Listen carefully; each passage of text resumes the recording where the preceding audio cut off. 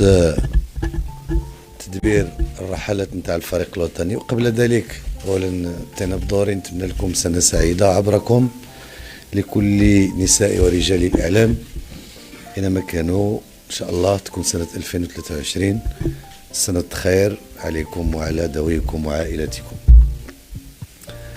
المشاركه نتاع الفريق الوطني في اي تظاهره عالميه فيه بطبيعه الحال الامور الرياضيه، ولكن في الامور المرتبطه بالمغرب وبالمملكه المغربيه، لان الفريق الوطني تيمثل بلادنا في كل المحافل. الامر اللي كاين في المشاركه في الدوره المقبله نتاع الشان هو ان الفريق الوطني متاهل لهذه الدوره بطبيعه الحال بعد الاقصائيات اللي كانت تلعبات، وفي الدفتر نتاع التحملات نتاع تنظيم التظاهرات القاريه ولا الدوليه. البلد المنظم وفي هذه الحاله هو الجزائر تيقدم كل التسهيلات للبلدان المشاركه على انها توصل البلد باش تشارك في التظاهره.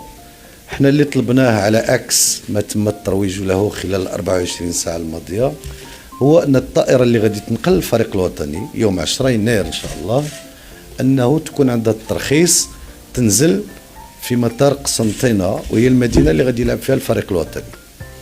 وبطبيعة الحال الناقل الرسمي للمنتخبات الوطنية كلها كيف كان في قطر وكيف كان في باقي الدول هي الخطوط الملكية المغربية. بالتالي اليوم ننتظر ردا رسميا من الكاف من الكونفدرالية الأفريقية لكرة القدم أن تجيب المغرب على كيف قلت هذا الترخيص باش الفريق الوطني يوصل لقسنطينة. احنا ما طلبناش من البلد المنظم باش يوفر لنا رحلة خاصة او لا شيء من هذا القبيل، نطلب ترخيصا لنزول الطائرة نتاع الخطوط الملكية المغربية ان شاء الله يوم 10 يناير حوالي الساعة 2:45 في مطار قسنطينة، وننتظر ردا لنتخذ القرار على